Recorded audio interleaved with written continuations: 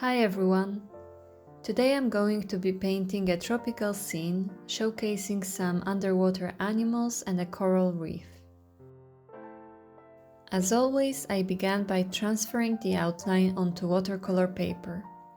You can download the template for this illustration from the link in the description box. I'm starting by mixing a few different shades of blue, from blue-green to violet blue. In my case, I selected Cobalt green blended with a bit of Phthalo green, Cobalt blue and Ultramarine. I'm creating a gradient from blue-green to ultramarine. I'm using diluted paint since later I will be adding rocks and coral on top, so I don't want it to be too dark. I chose granulating paints for this first layer to introduce some texture and movement to the painting right from the start.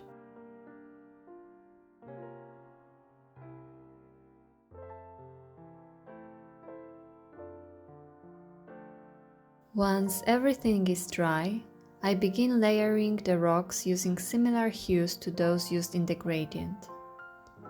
For the first layer, I'm applying blue-green. I lay a flat wash of color from the top down. Then with a clean damp brush, I soften the edge where the paint overlaps the next layer of rocks, making it fade seamlessly. I continue in the same manner for all the rock layers. For the second layer, I use Cobalt blue, again laying a flat wash of color and then softening the edge to create a smooth transition.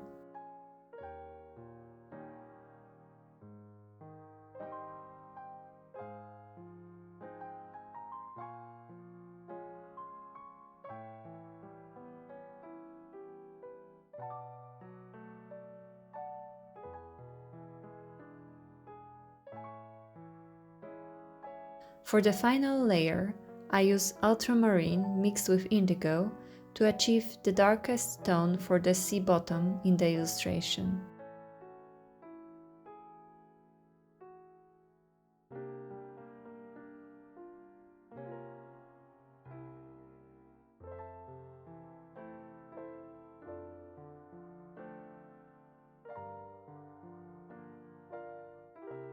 For the island, I start with a diluted layer of Chromium Oxide green.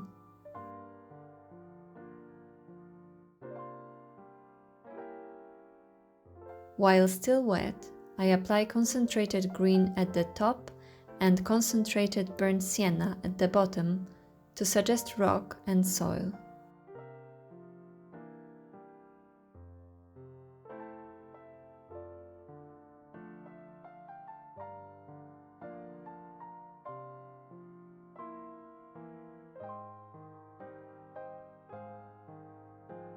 With a clean brush, I soften the edges so they blend into the water.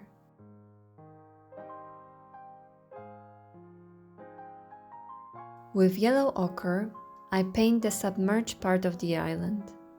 Using a clean damp brush, I soften the edges to blend the color into the underwater landscape.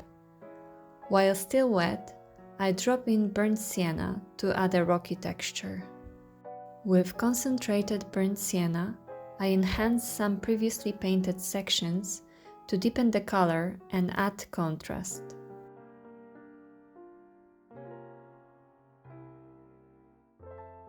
For the boat, I use diluted burnt sienna.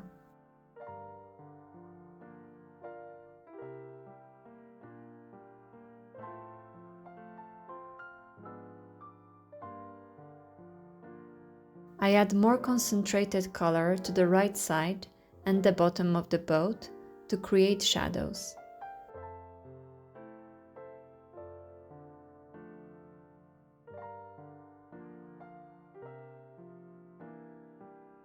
I use the same color for the mast.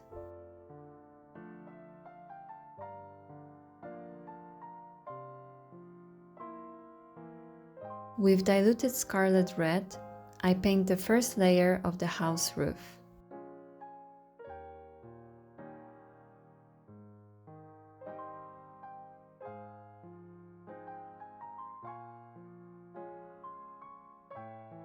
With Chromium Oxide Green, I paint the palm leaves. I start by painting a line and then adding little strokes radiating from the line to create an irregular edge for each leaf. I use a small brush for this, size 0.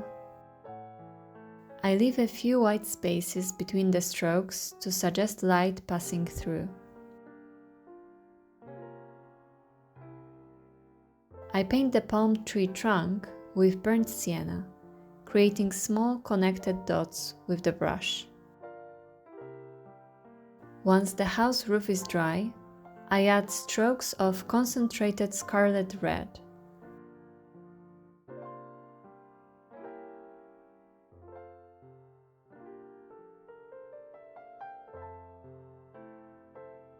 I also add a bit of concentrated red under the right side of the roof, which is barely visible, to start creating a shadow there. With neutral gray, I add shadows below the roof. Using black, I add small windows to the house, and with burnt sienna, I paint the doors.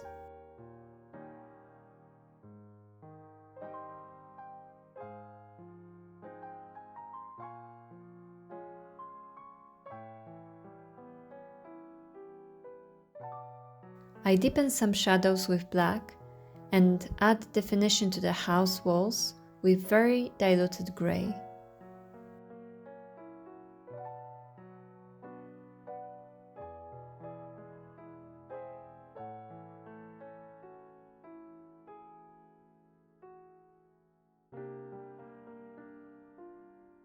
With concentrated green, I add more texture to the ground, suggesting some plants and grasses.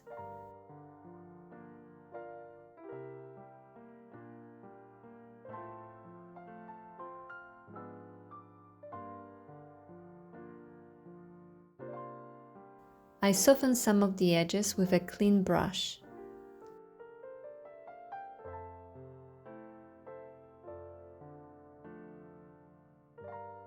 I do the same for the rocks, adding more texture with burnt sienna.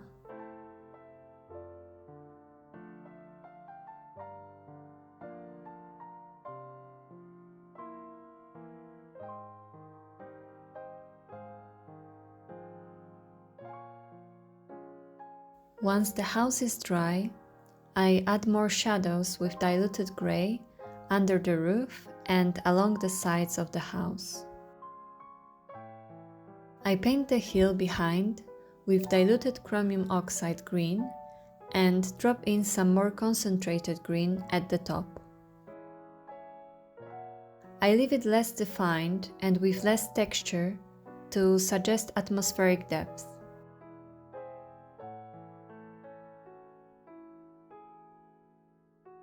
I work a bit more on the brown rocks, adding concentrated burnt amber.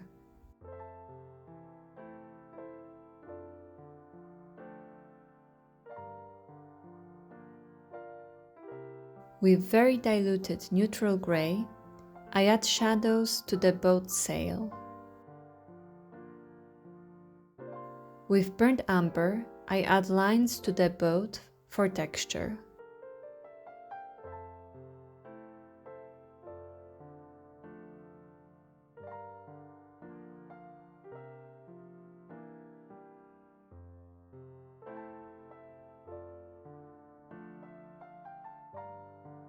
Finally, with diluted cobalt green, I paint the rest of the water under the boat. With concentrated Prussian blue, I add shadows to the palm leaves.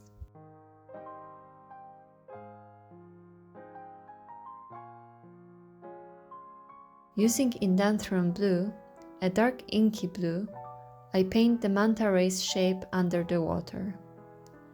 I use a small brush for precision when painting the tail and the fins.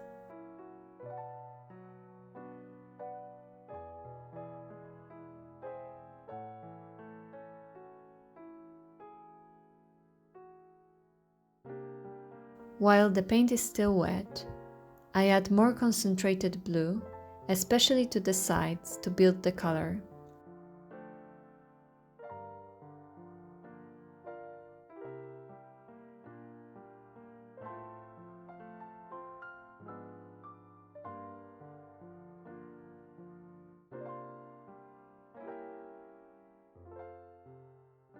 Next, I add indigo to the sides to darken them further and give the manta ray a more three-dimensional look.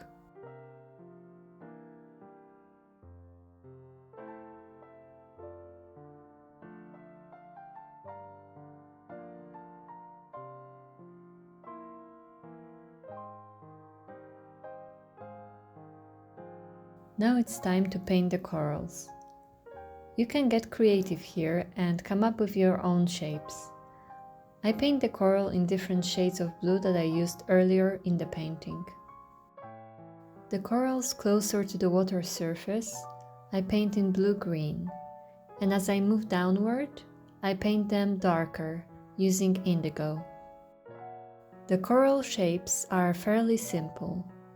I paint them using a mixture of different line thicknesses, dots and wavy strokes.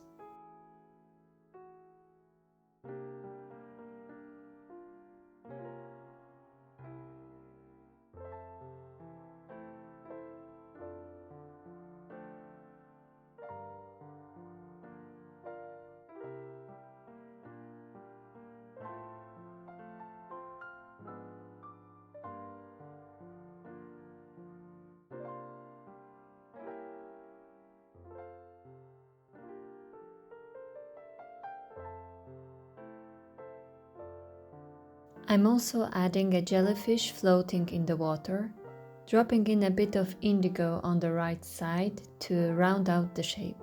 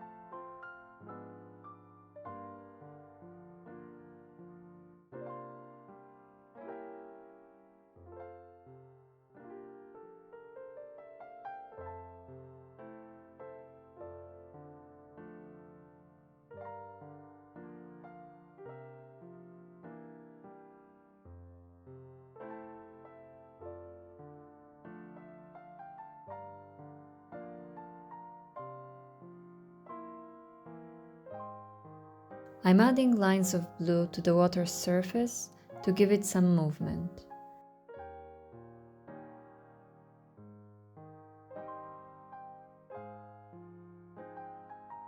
And also I'm adding a shadow under the boat. With very diluted cobalt blue, I paint the sky, leaving white spaces to suggest clouds.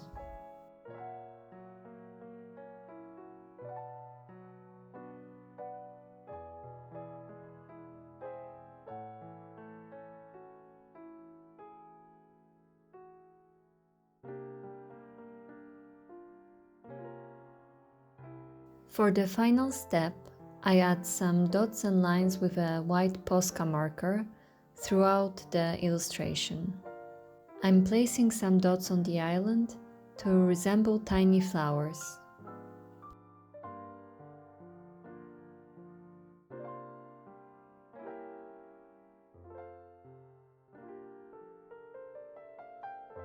I'm creating a pattern of circles on the manta ray's body. I'm also adding some white textures to the corals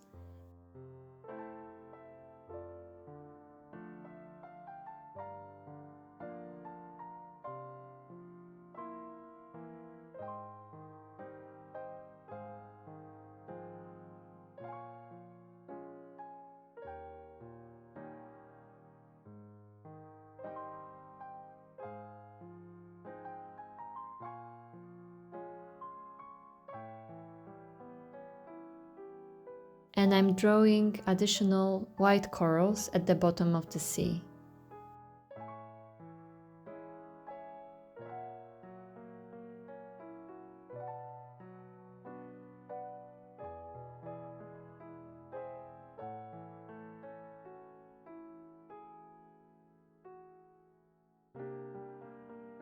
And that's pretty much it for this painting. If you enjoyed this tutorial and would like to see more, please consider subscribing and turning on notifications. As usual, the list of tools and the link to the black and white outline are in the description box. Thank you for watching and painting with me. See you soon!